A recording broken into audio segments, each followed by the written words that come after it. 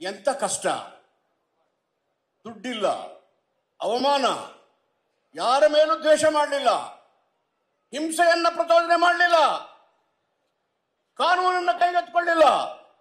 ತನ್ನ ವಿದ್ಯಾರ್ಜನೆಯ ಮುಖಾಂತರ ಎಲ್ಲ ಸವಾಲುಗಳನ್ನ ತನ್ನ ಬುದ್ಧಿಶಕ್ತಿಯ ಮೂಲಕ ಎದುರಿಸಿ ಪ್ರಪಂಚದಲ್ಲೇ ಶ್ರೇಷ್ಠವಾದಂತಹ ಸಂವಿಧಾನವನ್ನು ಕೊಟ್ಟಿದ್ದಾರೆ. ಈ ಮಾತನ್ನ ಬರಾಕ್ ಒಬಾಮಾ ಅಧ್ಯಕ್ಷ ಅಮೆರಿಕದವರು ಬಂದು ಪಾರ್ಲಿಮೆಂಟ್ನ 2 ಸದನಗಳು ಹೇಳ್ತಾರೆ. ಬಾಬಾ ಸಾಹೇಬ್ ಅಂಬೇಡ್ಕರ್ ಅವರು ದಲಿತರಾಗಿ ಹುಟ್ಟಿದ್ರು. ಆಳವಾದ ಅಧ್ಯಯನ ಮತ್ತು ಪರಿಶ್ರಮದಿಂದ ಕಠಿಣವಾದಂತಹ ವಿದ್ಯಾರ್ಜನೆಯನ್ನ ಮಾಡಿ ಭಾರತ ದೇಶದ 140 ಕೋಟಿ ಜನರ ಹಕ್ಕನ್ನು ರಕ್ಷಣೆ ಮಾಡುವ ಶ್ರೇಷ್ಠ ಸಂವಿಧಾನ ಕೊಟ್ಟಿದ್ದಾರೆ ಅಂತ ಹೇಳ್ತಾರೆ ಒಬಾಮಾ. ಅಮೆರಿಕದಿಂದ ಬಂದು ಅಂಬೇಡ್ಕರ್ ಅವರು ಶೂದ್ರರಲ್ಲದೇನೆ ಎಲ್ಲಾ ಪ್ರಜೆಗಳಿಗೆ ಅವರ ಹಕ್ಕನ್ನು ರಕ್ಷಣೆ ಮಾಡುವಂತಹ ಸಂವಿಧಾನ ಕೊಟ್ಟ ಮೇಲೆ ನಮ್ಮ ದೇಶದ ಆಡಳಿತ ಹೇಗೆ ನಡಿಬೇಕು? ಅದಕ್ಕೆ ಅಂಬೇಡ್ಕರ್ ಹೇಳಿದ್ದಾರೆ, ಖಡ್ಗದಿಂದ ಚರಿತ್ರೆಯನ್ನು ನಿರ್ಮಾಣ ಮಾಡಕ್ಕಾಗೋದಿಲ್ಲ, ಲೇಖನೆಯಿಂದ ಮಾತ್ರ ಬದಲಾವಣೆಯನ್ನು ತರಲಿಕ್ಕೆ ಸಾಧ್ಯ ಅನ್ನೋದನ್ನು ಅವರು ಹೇಳಿದ್ದಾರೆ. ಬಂಧುಗಳೇ, ಇದು ಕೇವಲ ಭಾಷಣ ಆಗದೇನೆ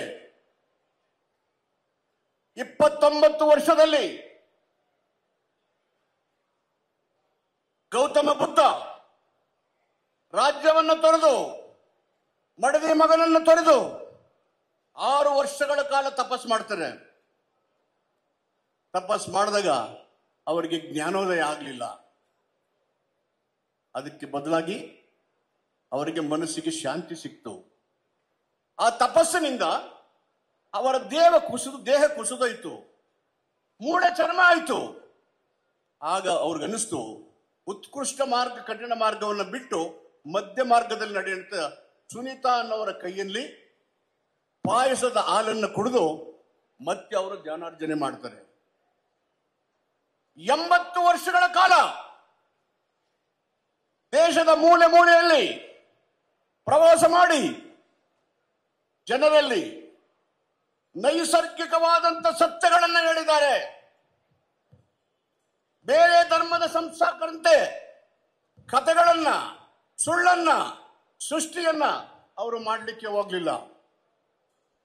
ಪ್ರಪಂಚದ ಶ್ರೇಷ್ಠ ವಿಜ್ಞಾನಿ ಆಲ್ಬರ್ಟ್ ಐನ್ಸ್ಟೀನ್ ಹೇಳ್ತಾರೆ, ನಾನು ಇಲ್ಲಿಯ ತನಕ ಯಾವ ಧರ್ಮಕ್ಕೂ ಸೇರಿದವನಲ್ಲ, ಧರ್ಮ ಅಂತ ಸೇರಿದ್ರೆ ಅದು ಬೌದ್ಧ ಧರ್ಮವನ್ನು ಮಾತ್ರ ಅಂತ ಹೇಳ್ತಾರೆ.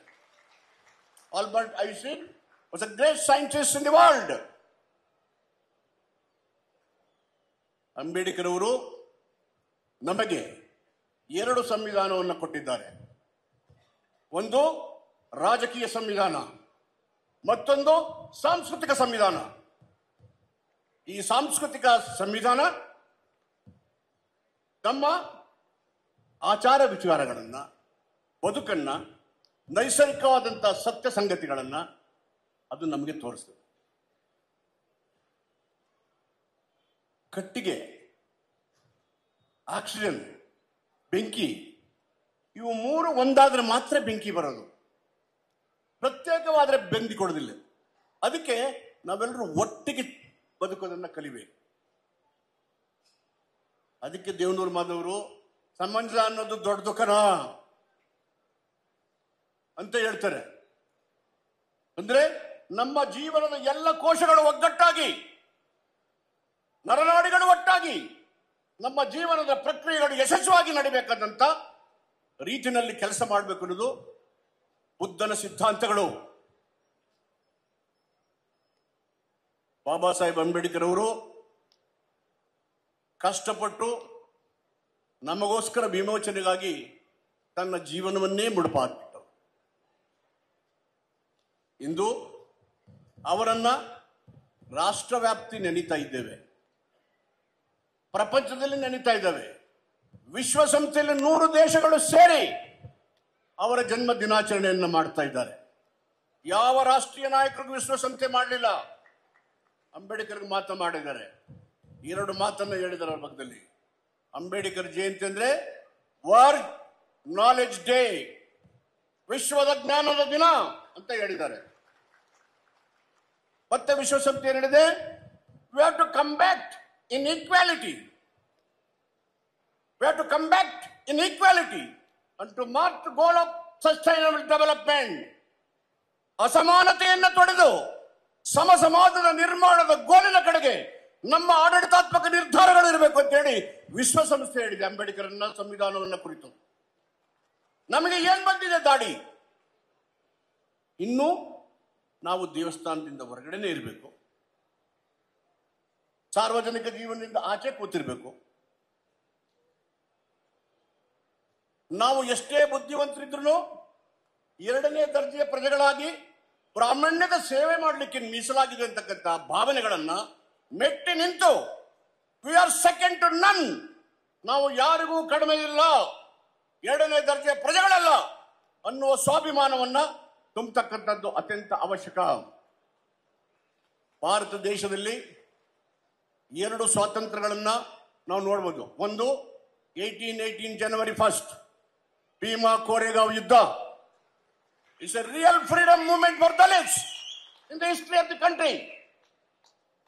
ಇನ್ನೊಂದು 1956ನೇ ಇಸ್ವಿನಲ್ಲಿ ಅಕ್ಟೋಬರ್ 14 ಬಾಬಾ ಸಾಹೇಬರು ತಮ್ಮ ಅನುಯಾಯಿಗಳು 10 ಲಕ್ಷ ಅನುಯಾಯಿಗಳ ಜೊತೆಗೆ ಬೌದ್ಧ ಧರ್ಮವನ್ನು ಸೇರಿದ್ದಾರೆ. ಅಂದ್ರೆ ಏನರ್ಥ? ನಾವು ಎಡಬಿಡಂಗಿಯಾಗಿದ್ದೇವೆ. ಈ ಕಡೆ ಮೂಢನಂಬಿಕೆನೂ ಮಾಡ್ತೇವೆ, ಬುದ್ಧನ ವೈಜ್ಞಾನಿಕಕ್ಕೂ ಅಟೆಂಡ್ ಆಗ್ತೀವಿ. Whether you should practise superstitious belief or you should go for enlightenment, ನೀವು ತೀರ್ಮಾನ ಮಾಡಬೇಕು. ನಮ್ಮ ಮುಕ್ತಿ ಎಲ್ಲಿದೆ ಅಂತ ಹೇಳಿದ್ರೆ ಬಾಬಾ ಸಾಹೇಬ್ ಅಂಬೇಡ್ಕರ್ ನಮಗೆ ನಾವು ಯಾವ ಮಾರ್ಗದಲ್ಲಿ ಹೋಗ್ಬೇಕು ಅಂತ ಹೇಳಿದ್ದಾರೆ.